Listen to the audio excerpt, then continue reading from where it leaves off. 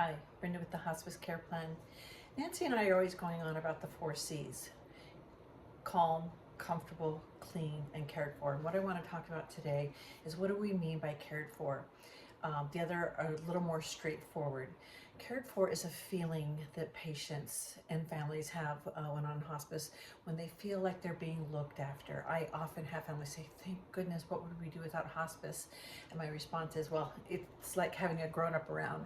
It's that feeling that somebody has your back, that you're being taken care of.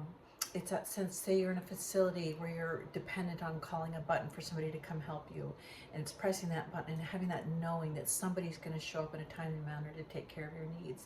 That's what feeling cared for is. And I think, honestly, that's probably the most important thing we can do for people at end of life and for the people taking care of them. So Nancy and I meet every morning to do a walk, and it's really how this little company started off. And so we get to hear each other's daily stories because we're both still working full-time at the bedside. And recently she had a nurse patient, and I'll be honest, it's not uncommon for nurses to be known to not be great patients. And this gal was really challenging. She was really controlling. She didn't have anybody in her life. She was a nurse. And when Nancy came on, she had a really pretty extensive disease process. She was dying young. So it was tough, and she was being really hard on the people around her that were assigned to take care of her, and seemed like nobody could get it right.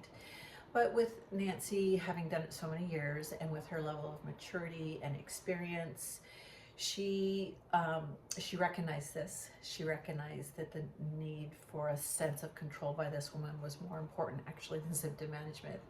Nancy did a great job of offering symptom management as much as she would take. But when she first came in, she was to Nancy like she was to everybody else, just kind of horribly rude, challenging, and Nancy didn't take it personally.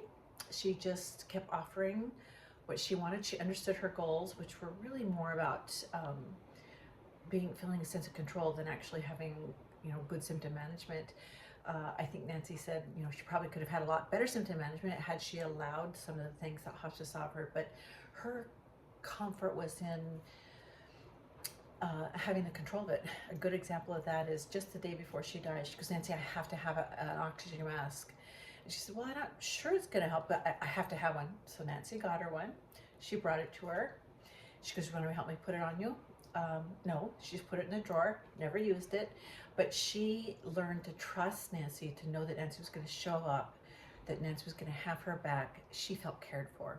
And so I think that that's really important, that we understand, and we all have that feeling, and that's what we want for the people who are facing end of life and the family supporting them, is to help them feel cared for. Thank you.